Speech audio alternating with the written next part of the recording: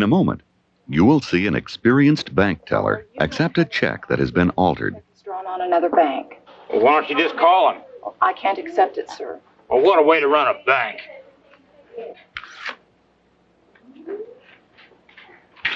Hi. You get all types, don't you? I'll say, some people just don't understand.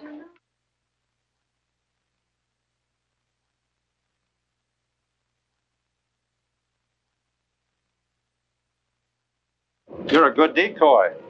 Now, shall we go over and take the First National? Sure, but I thought you were going to hightail it out of town. No hurry. I fixed that check so it won't bounce back for at least a week. Oh, yeah? Where'd you learn your tricks? I studied under experts at a very special school. Now, most store clerks don't even know what the numbers on the check stand for. You see, there are 12 Federal Reserve Bank districts in the United States, and each one's got a number. And every check's got the Federal Reserve number on it in a couple of places. Any clerk ought to be able to match the state of origin of the check with the Federal Reserve Bank code number. And that Federal Reserve number is where the check is sent for clearance. Right. Now, usually I only change the number down here at the bottom. Now, that's the routing number that the computer reads. Say I'm in Minnesota, where the code number is 09, and I change that to 08, and the check goes off to St. Louis. But the person who takes the check can see that the routing number doesn't jive with the state. Well, sure, if he looked. If he looked, he could see a lot of things. Now, for example, the magnetic ink that's imprinted on the checks is 100% gold, but the ink that I use to change the number shines. Now, look, hold it up at an angle to the light. You see how my ink shines? Mm-hmm. And how many clerks are going to look to see if the ink shines?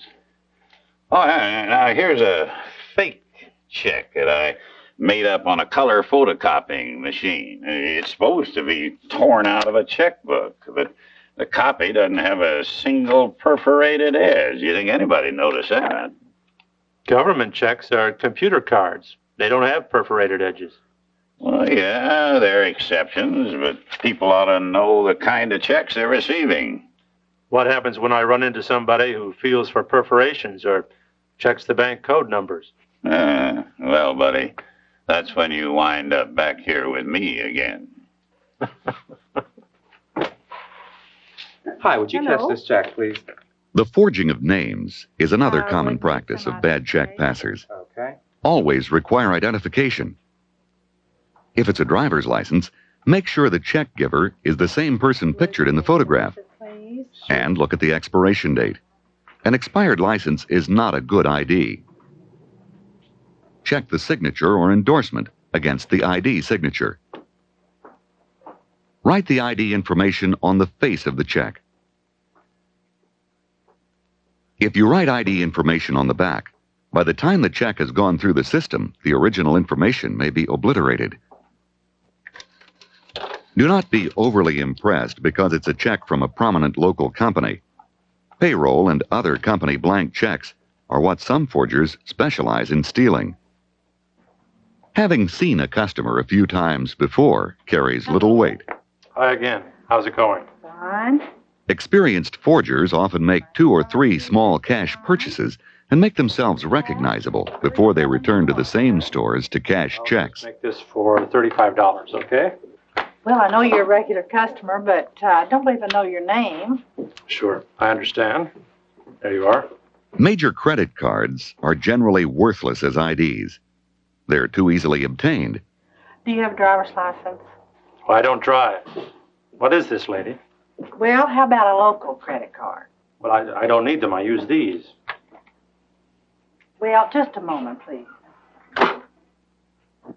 Local store cards are somewhat more reliable, as the stores will often cooperate in catching passers of bad checks.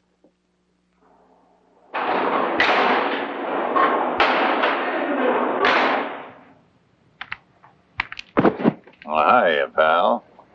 Welcome back.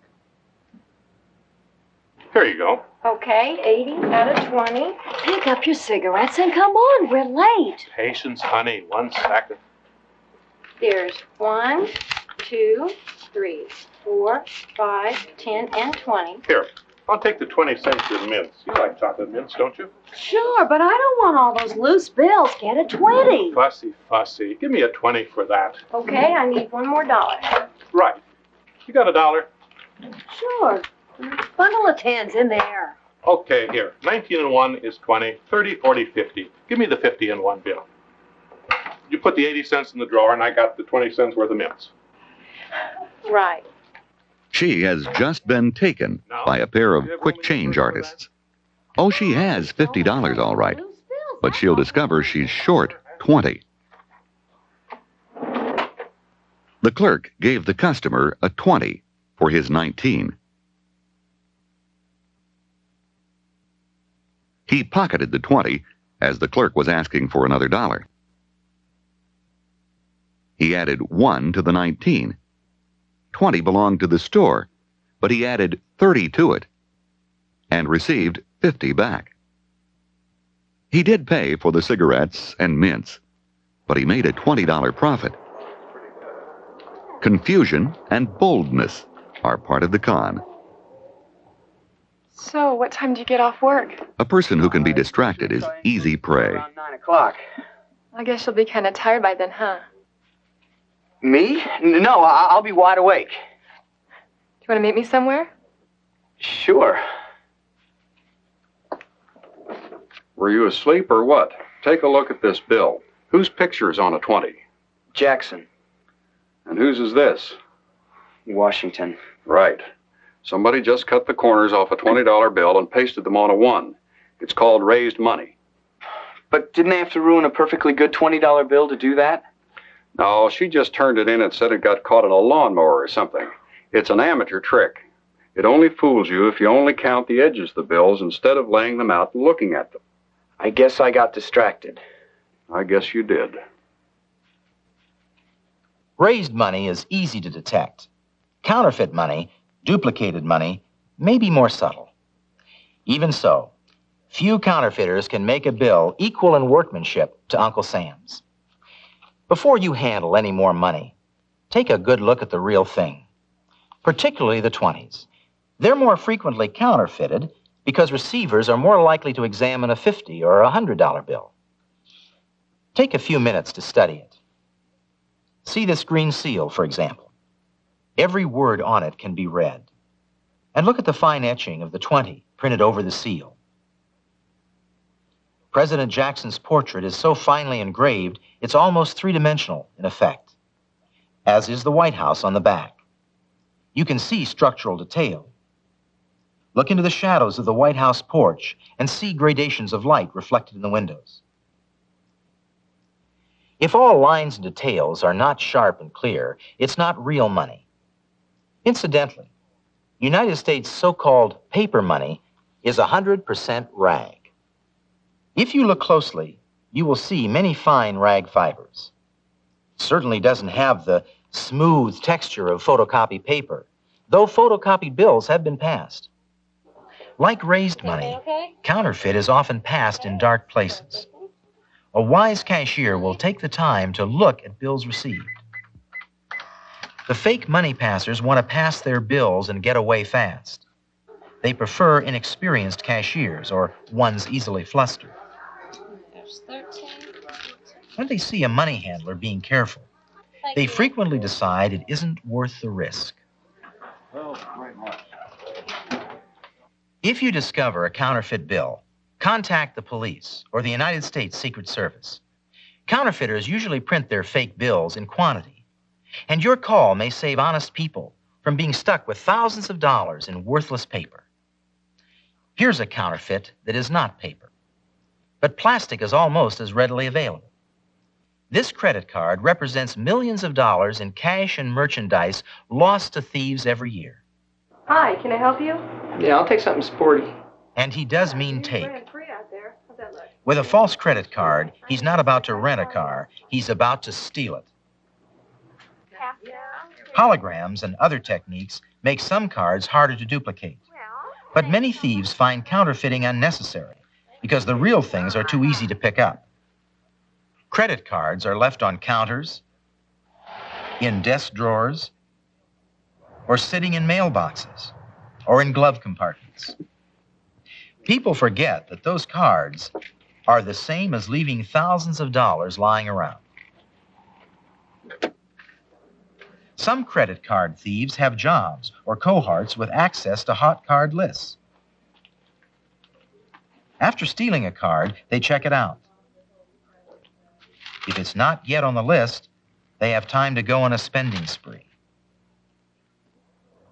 These thieves bilk everybody, from airline personnel to chain stores and small retailers. What do these cost? Professional card thieves often buy goods for the purpose of reselling them. If you work in such places, be extra cautious when you spot any of the following.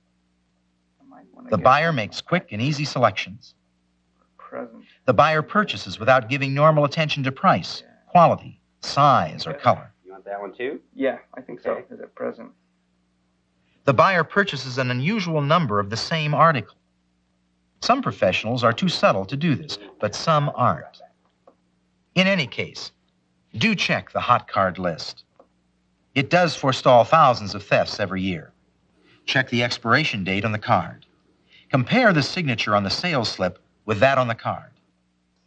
Look for any alterations of the card or signature, and for anything unprofessional looking about the card itself. If you have the slightest cause for suspicion, call the credit card issuer for an authorization. Hey, listen, I'm going to check with my girlfriend to see if this is what she really wants. Okay, yeah, I'm going to do that first. Sir, your card. The methods of attempted fraud are endless. What we hope we have conveyed to you is the necessity to be alert and cautious. Most thieves are sneaky rather than smart. Our penitentiaries are filled and overcrowded with persons who thought they were being clever. In fact, they succeeded only as long as honest persons were careless. One final thought for all of us, shopping anywhere. You don't mean to tell me that you won't cash that check for me. The best friend that forgers and frauds have is the customer who gets indignant when a clerk is being cautious. That you shouldn't cash that check for me.